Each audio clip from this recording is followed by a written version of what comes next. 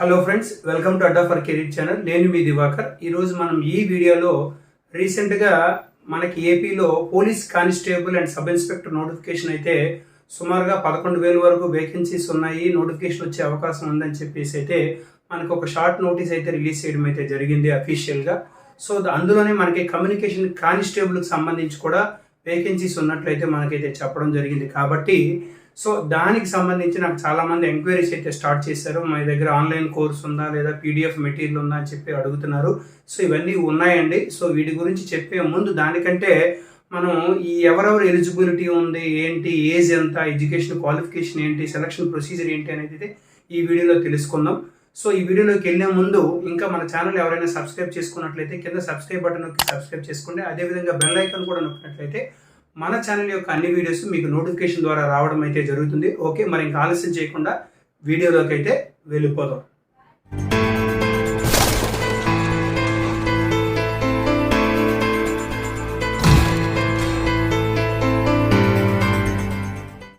Friends, ముందుగా మనకి communication constable అయితే 2016లో ఒకసారి అయితే నోటిఫికేషన్ అయితే ఇవ్వడం అయితే జరిగింది. దానికైతే మనం ఆఫ్లైన్ బ్యాచ్ అయితే రన్ చేసాం.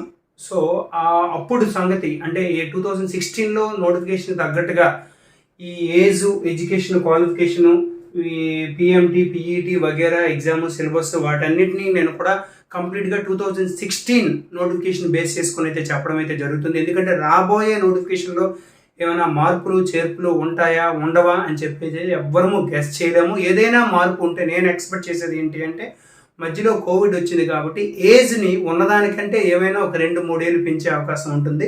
అది ఒక్కటే ఉంటుంది తప్పితే ఇంకా వేరే ఏమీ ఉండవు అని నేను అనుకుంటున్నాను.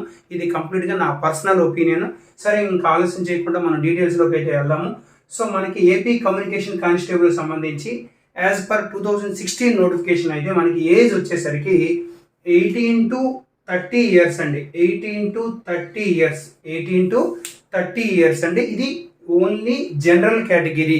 ఓకే, ఓపెన్ కేటగిరీ అనమాట. సో ఇది కాకుండా బీసీ, ఎస్సీ, ఎస్టీ వాళ్ళకైతే ఒక 5 ఇయర్స్ ఎడిషనల్గా ఉంటుంది. అంటే ఇది 30 అయితే ప్లస్ 5 ఇయర్స్ ఉంటుంది అనమాట.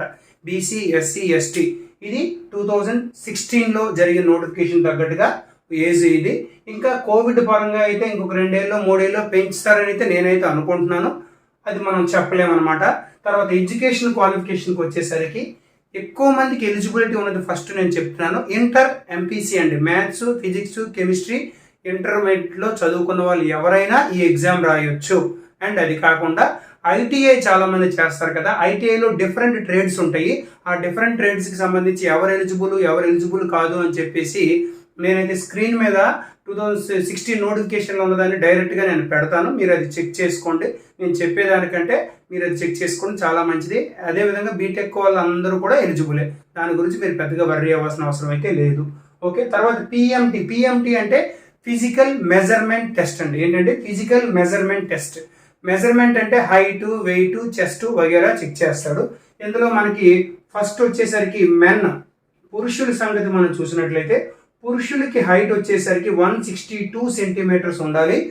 కొన్ని జిల్లాల్లో ఉన్నటువంటి ఎస్టీ కేటగిరీ వాళ్ళ అబ్బాయిలకి అయితే మాత్రం 160 ఉంటే సరిపోద్ది. ఇది 162, ఇది 160 సెంటీమీటర్స్. ఇది పురుషులకి హైట్. అదేవిధంగా పురుషులకి హైట్తో పాటు చెస్ట్ కూడా చూస్తాడు. చెస్ట్ 84 సెంటీమీటర్స్ ఉండాలని అడుగుతాడు. ఎక్స్పాన్షన్లో 4 సెంటీమీటర్స్ ఎక్స్పాన్షన్ రావాలి. సో మనం ఊపిరి తీసుకునేటప్పుడు 4 సెంటీమీటర్లు మన యొక్క ఛాతీ, చెస్ట్ అనేది పెరగాలని చెప్పేసి పురుషులకు సంబంధించి చెప్తాడు. అదేవిధంగా ఉమెన్కి వచ్చేసరికి హైట్ 152.5 సెంటీమీటర్స్. కొన్ని షెడ్యూల్ ట్రైబ్, కొన్ని జిల్లాల్లో ఉన్న షెడ్యూల్ ట్రైబ్స్ మాత్రమే 150 సెంటీమీటర్స్ అయితే ఉంటుంది అనమాట. ఓకేనండి. సో ఇవన్నీ నోటిఫికేషన్ వచ్చినప్పుడు ఏ జిల్లా ఏంటి అనేది మీరు చూసుకోవాలి. ఎందుకంటే జిల్లాలు అన్నీ మారాయి కాబట్టి నేనేమి చెప్పట్లేదు. అదేవిధంగా ఉమెన్కి వచ్చేసరికి వెయిట్ చెక్ చేస్తాడండి. వెయిట్ వచ్చేసరికి 40 kgs కంటే అబవ్ ఉండాలి, ఎక్కువ ఉండాలండి. 40 kgs కంటే ఎక్కువ ఉండాలి వెయిట్ అయితే. ఓకే, ఇది మనకి ఫిజికల్ మెజర్మెంట్ టెస్ట్. తర్వాత ఫిజికల్ ఎఫిషియన్సీ టెస్ట్కి వచ్చేసరికి మెన్కైనా ఉమెన్కైనా సరే 1600 మీటర్స్ ఉంటుంది. అంటే 1.6 కిలోమీటర్స్ అనమాట. 1600 మీటర్స్ అంటే 1.6 కిలోమీటర్స్ ఉంటుంది. ఇది పురుషులకైతే పురుషులకైతే 10 నిమిషాలలో పరిగెట్టాల్సిన అవసరం ఉంది దీనికి, పురుషులైతే మెన్ అయితే. అదే ఉమెన్ అయితే 12 నిమిషాల 30 సెకండ్లు 12 నిమిషాల 30 సెకండ్లు టైం ఇస్తారు ఉమెన్కి అయితే. ఇది మెయిన్ ఫిజికల్ మెజర్మెంట్ టెస్ట్. ఒక్క 1600 మీటర్స్ ఉంటుంది, ఇంక ఏమీ ఉండవండి. ఓకే, తర్వాత ఎగ్జామ్ ఉంటుంది. ఎగ్జామ్ 200 క్వశ్చన్స్ ఇస్తారు, 200 మార్క్స్, సింగిల్ ఎగ్జామ్ అండి, ఒకే ఒక ఎగ్జామ్. ప్రిలిమ్స్ మెయిన్స్ వగేరాలు ఏమీ ఉండవు. దీనికి నెగిటివ్ మార్కింగ్ అనేది ఉండదు, no negative marking. Okay, exam వచ్చేసరికి both Telugu medium and English medium రెండిట్లో కూడా, Telugu medium and English medium రెండిట్లో కూడా ఎగ్జామ్ అయితే పెట్టడం జరుగుతుంది. గుర్తుపెట్టుకోండి, ఇది కంప్లీట్లీ నేను మాట్లాడేది ఏపీ పోలీస్ కానిస్టేబుల్కి మాత్రమే. తెలంగాణలో అయితే ఇంగ్లీష్ మీడియంలో మాత్రమే ఎగ్జామ్ ఉంటుంది. అండ్ తెలుగు మీడియం అయినా ఇంగ్లీష్ మీడియం అయినా మీరు గుర్తుపెట్టుకోండి, ఎవరైనా సరే ఇంగ్లీష్ మీడియంలోనే ప్రిపేర్ అవ్వండి. ఎందుకంటే టెర్మినాలజీ కంప్లీట్గా ఇంగ్లీష్లోనే అలా తెలుగులో ట్రాన్స్లేట్ చేసి ఇచ్చేస్తుంటాడు, కాబట్టి చాలా ఇబ్బంది పడతారు. ముందు నుంచే మీరు చక్కగా ఇంగ్లీష్ మీడియం ప్రిపేర్ అవ్వడం అనేది మంచిది. Coming to the syllabus, syllabus కోసం వచ్చేసరికి సిలబస్ అయితే ఇందులో 4 టాపిక్స్ అయితే వాడు చెప్పడం జరుగుతుంది. బట్ అవి 4 టాపిక్స్ ఏం కాదండి, 4 సబ్జెక్టులు అవి. ఓకే, ఫస్ట్ వన్ వచ్చేసి మనం చూసినట్లయితే ఎలక్ట్రికల్ అండి, ఎలక్ట్రికల్ బేసిక్ ఎలక్ట్రికల్ అనమాట సింపుల్గా చెప్పాలంటే. సెకండ్ వన్ వచ్చి ఎలక్ట్రానిక్స్ అండ్ రేడియో కమ్యూనికేషన్ గురించి ఉంటుంది, ఎలక్ట్రానిక్స్ అండ్ రేడియో కమ్యూనికేషన్ గురించి ఉంటుంది. థర్డ్ వన్ వచ్చి basics of computers.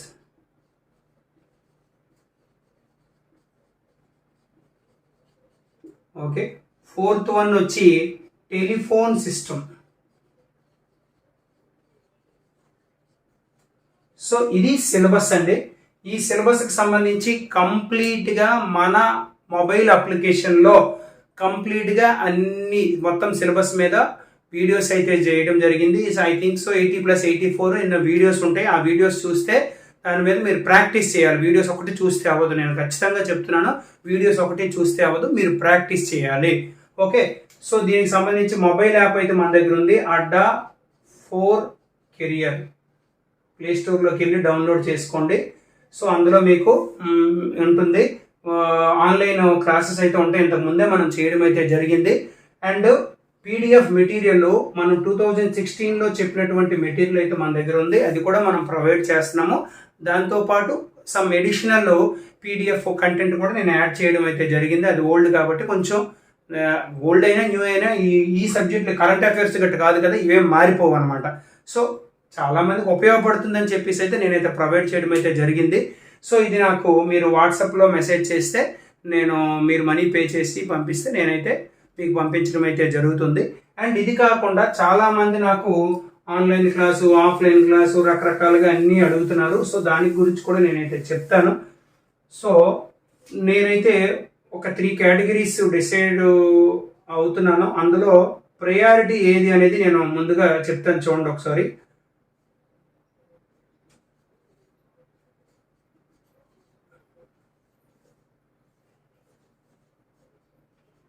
First one book అండి, కంప్లీట్గా బుక్ అంటే ఈ పీడిఎఫ్ మెటీరియల్ ఇలా కాకుండా ఫిజికల్గా ఒక బుక్ తయారు చేయడం, ఇదొకటి.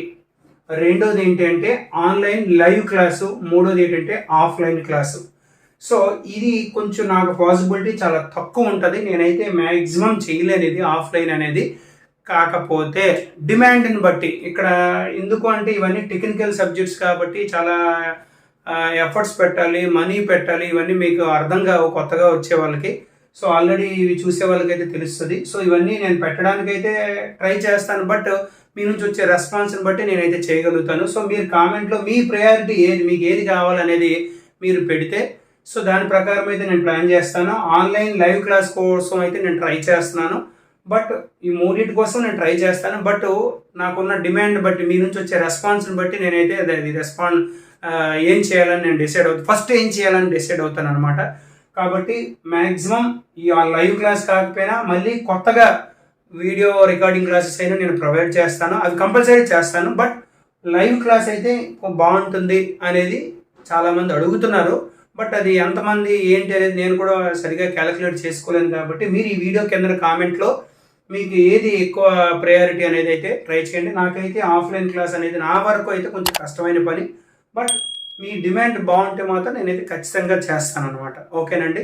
సో ఇది మీరు తెలుసుకోవాల్సినటువంటి, ఇంకా ఏదైనా మీకు ఏమైనా తెలుసుకోవాలనుకుంటే కింద కామెంట్ సెక్షన్లో కామెంట్ చేయండి. వీలైనంత వరకు నేను రెస్పాండ్ అయ్యి మీకైతే ఇన్ఫర్మేషన్ ఇవ్వడానికి అయితే ట్రై చేస్తాను. Okay, thank you.